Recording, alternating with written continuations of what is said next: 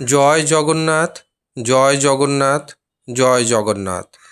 জগতের যিনি নাথ তিনি হচ্ছেন জগন্নাথ। জগন্নাথ দেব এমন একজন ভগবান, যদি এই জগন্নাথ দেবের কৃপা আপনার উপর পড়ে যায় তবে আপনার জীবনে যা যা দুঃখ কষ্ট রয়েছে সমস্তটাই খুবই দ্রুত দূরীভূত হবে।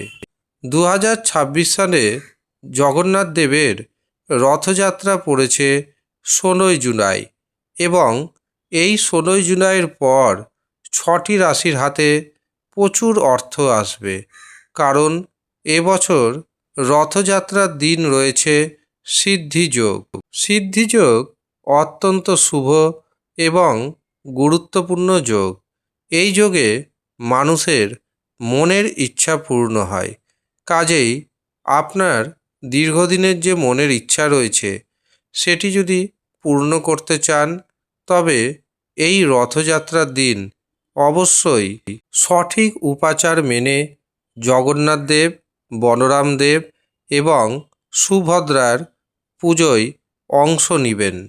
এই দিন সাত্ত্বিকতা বজায় রাখবেন এবং খুব শীঘ্র ঘুম থেকে উঠে প্রথমে গঙ্গা স্নান করে নেবেন। এই দিন পরিষ্কার পরিচ্ছন্ন থাকবেন এবং আপনার বাড়িতে যদি কোনো নোংরা থাকে সেটি অবশ্যই পরিষ্কার করবেন। বিশেষ করে আপনার বাড়ির রান্নাঘর এবং বাড়ির যে ছাদ, এই দুটো জায়গা পরিষ্কার পরিচ্ছন্ন রাখবে। বাড়ির আত্মীয় স্বজনদের সাথে কোনো রকম বাকবিতণ্ডায় জড়িয়ে পড়বেন না এবং জয় জগন্নাথ এই কথাটা 1008 বার উচ্চারণ করবেন। এতে আপনার মধ্যে যে অশুভ শক্তি তা দূরীভূত হবে এবং শুভ শক্তির আগমন ঘটবে। এছাড়াও আপনি আত্মবিশ্বাস ফিরে পাবেন, শত্রুকে দূর করতে সক্ষম হবেন। এমনকি যারা ঋণের মধ্যে জড়িয়ে রয়েছেন ঋণ মুক্তি ঘটাতেও সক্ষম হবেন। দিনটি যেহেতু অত্যন্ত শুভ দিন, কাজেই এই দিন গ্রহগত প্রতিকার প্রতিবিধান করার জন্য অত্যন্ত শুভ দিন। যাদের জন্মকুষ্ঠিতে গ্রহদোষ রয়েছে, যাদের জন্মকুষ্ঠিতে গ্রহদোষের কারণে উন্নতি আসছে না, এই দিন আপনি যদি সেই গ্রহদোষের সঠিক প্রতিকার প্রতিবিধান করতে পারেন তবে রথযাত্রার পর থেকেই আপনার ভাগ্য ঘুরতে শুরু হবে। এবার আসি 6টি রাশির কথায়। যেই 6টি রাশির দুহাত ভরে যেমন অর্থ আসবে তেমনি নানা রকম সুযোগ সুবিধা পাবেন। প্রথম যে সৌভাগ্যশালী রাশির নাম পাচ্ছি সেটি হলো মেষ রাশি।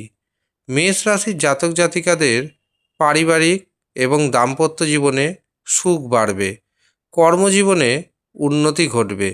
যারা বেকার রয়েছেন বেকারদের যেমন নতুন কর্মপ্রাপ্তি ঘটবে, ঠিক তেমনি যারা চাকরি করছেন চাকরিতে পদোন্নতির যোগ তৈরি হবে। সমাজে আপনার মান প্রতিষ্ঠা বাড়বে। দ্বিতীয় যে সৌভাগ্যশালী রাশির নাম পাচ্ছি সেটি হলো মিথুন রাশি।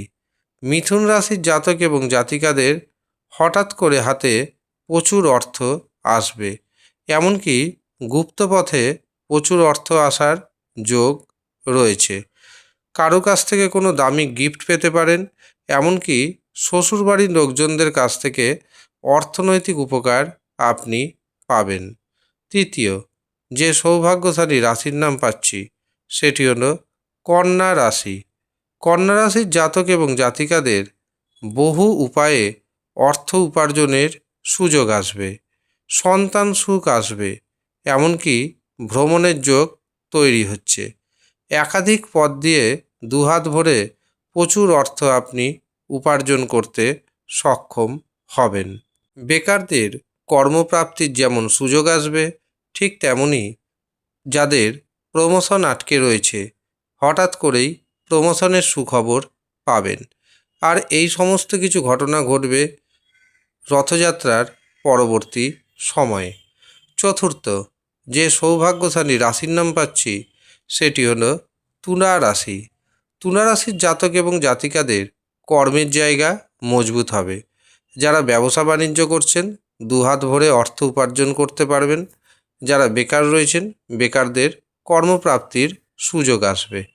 এছাড়াও যারা কর্মজগতে প্রবেশ করে গেছেন, কর্ম পরিবর্তন করতে চাইছেন, তাদের কর্ম পরিবর্তনেরও সুযোগ আসতে চলেছে।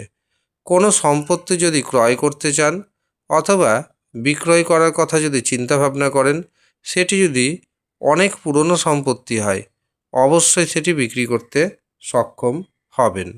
পঞ্চম, যে সৌভাগ্যশালী রাশির নাম পাচ্ছি সেটি হলো বৃশ্চিক রাশি। বৃশ্চিক রাশির জাতক এবং জাতিকারা দারুণভাবে ভাগ্যের সাপোর্ট পেতে চলেছেন।